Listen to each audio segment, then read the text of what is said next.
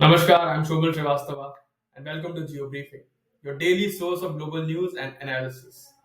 Today's headlines are explosive. Trump ejects Zelenskyy from the White House after a fiery clash over Ukraine aid and rare earth deals, sending shockwaves through diplomacy. The PKK declares a ceasefire after 40 years of insurgency. Will peace last? In a stunning move, the US sides with Russia at the UN, rattling European allies. Trump shuts the door on Ukraine's NATO hopes, focusing instead on a strategic resource deal. Meanwhile, Kyrgyzstan and Tajikistan agree to a historic land swap, resolving a long standing border dispute. The US halts cyber attack on Russia, marking a bold shift in cyber warfare. Trump declares a trade war with new 25% tariffs on the European Union, escalating economic tensions. And at the Torkham border, deadly clashes between Pakistan and Afghanistan deepen regional instability. Tune in as we break it all down. Let's get started. A heated Oval Office meeting between US President Donald Trump and Ukrainian President Volodymyr Zelenskyy erupted into a shouting match, culminating in Trump ejecting Zelenskyy from the White House. The confrontation stemmed from discussions on a proposed US deal for access to Ukraine's earth minerals, with Zelenskyy pushing for security assurances. Trump, however, demanded Ukraine's gratitude, stating, "You are either going to make a deal or we are out." Following the meeting, Trump announced on social media that he was withdrawing from negotiations, declaring Zelenskyy not ready for peace, and accusing him of disrespecting the United States of America. The fallout raises further uncertainty about American support for Ukraine, which has received $65.9 billion in military aid since 2022. Tensions escalated as Trump defended his direct talks with Russian President Vladimir Putin, asserting that compromises were necessary for peace, while Zelenskyy warned that Putin will never stop. The clash intensified when Trump accused Zelenskyy of gambling with World War III, berating him for a perceived lack of gratitude. The meeting ended abruptly, marking a sharp deterioration in US Ukraine relations.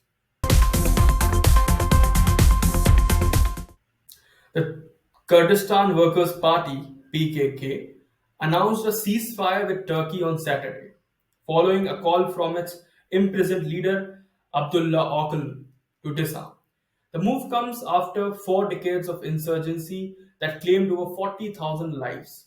The PKK stated that it would not engage in armed action unless attacked but did not formally disband, citing the need for Öcalan's direct guidance. Turkish President Recep Tayyip Erdogan welcomed the development, calling it a historic opportunity. The Turkish government has indicated it will monitor the ceasefire and push for the PKK's full dissolution. Öcalan, imprisoned since 1999, urged Kurdish political movement to seek democratic participation as Turkey's ruling coalition hinted at a possible payroll deal. The European Parliament lead on Turkey relations, Amor, called it a historic step, while Ankara demanded affiliated Kurdish group in Iraq and Syria also disarm. Past peace attempts collapsed amid renewed violence.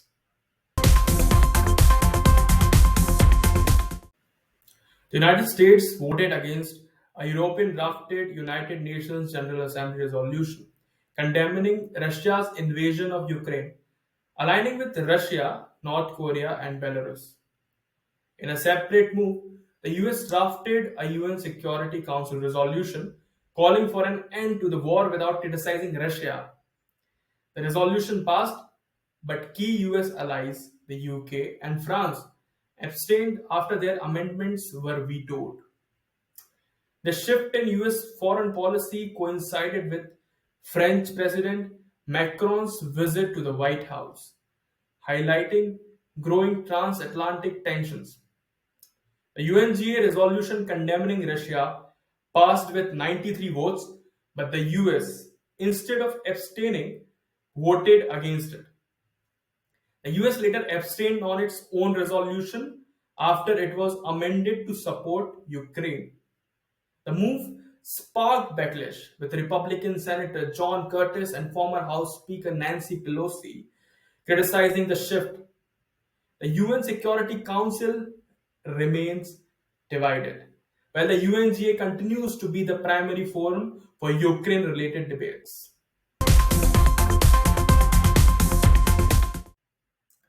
President Donald Trump has firmly dismissed NATO membership and formal security guarantees for Ukraine.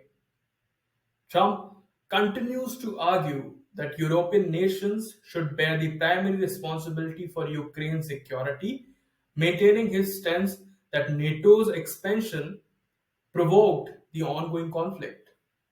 Recently, the US supported a Russia backed resolution at the United Nations that avoided affirming Ukraine's territorial integrity, a move signaling alignment with Moscow and drawing criticism from the European allies.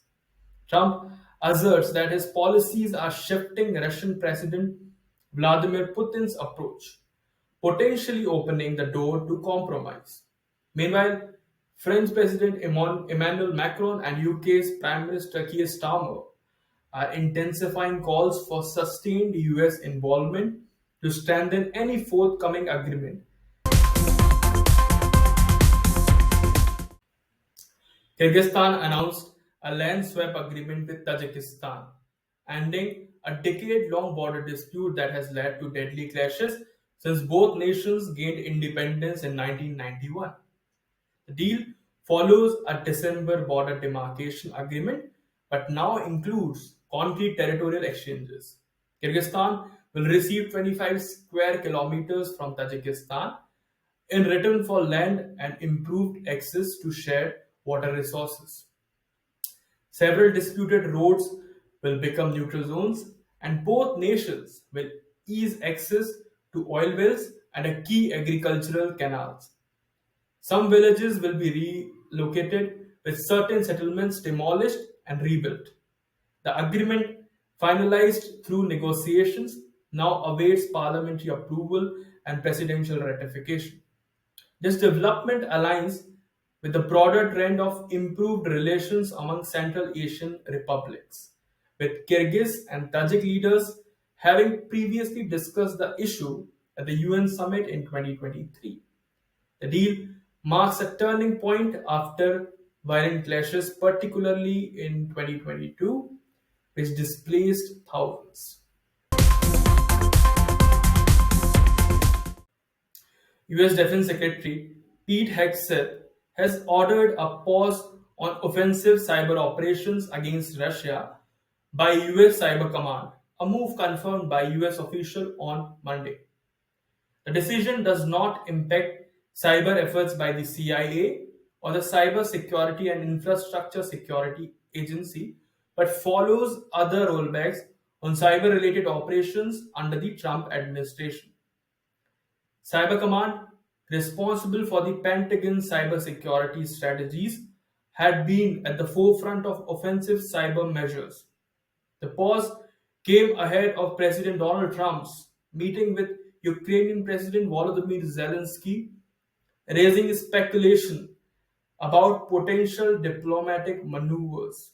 Meanwhile, the administration has also disbanded an FBI task force on foreign influence campaigns, with key election security personnel placed on leave. National security experts warn that these moves could weaken US defenses against cyber threats from adversaries like Russia and China, which continues to enhance their cyber capabilities. US President Donald Trump has announced a 25% tariff on the European Union, claiming the bloc was formed to screw the United States. Speaking at his first cabinet meeting, he stated that details of the tariffs would be released soon, targeting cars and other goods. The EU swiftly responded, vowing to retaliate firmly and immediately against what it calls unjustified trade barriers. The tariffs could impact $29.3 billion worth of European Union exports. Trump also confirmed that similar tariffs on Canada and Mexico would be imposed next week. French President Emmanuel Macron, after a meeting with Trump, expressed hope that he had convinced him to focus on China instead of escalating tensions with Europe. Meanwhile, Trump defended his tariff plans on Truth Social, dismissing criticism that they could harm the US economy, claiming they would boost auto manufacturing in Michigan.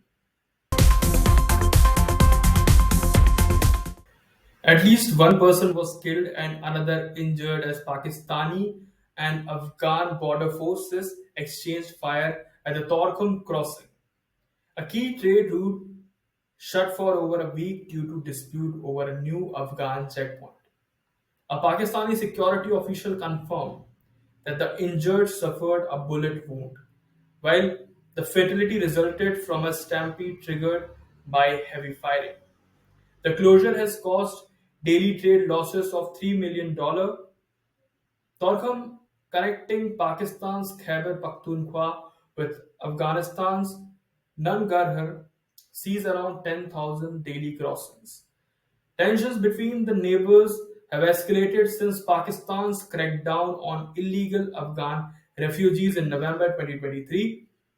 Islamabad accuses Kabul of harboring militants, a claim denied by the Afghan government. That's it for today's GeoBriefing. If you found this analysis insightful, make sure to hit the like button. It really helps us reach more people. Share your thoughts in the comment section. And if you haven't already, subscribe and turn on the notification bell so you never miss an update on the biggest geopolitical developments. Follow us on our social media handles for real-time updates and exclusive content. I'll see you in the next video. Till then, stay informed, stay empowered. धन्यवाद.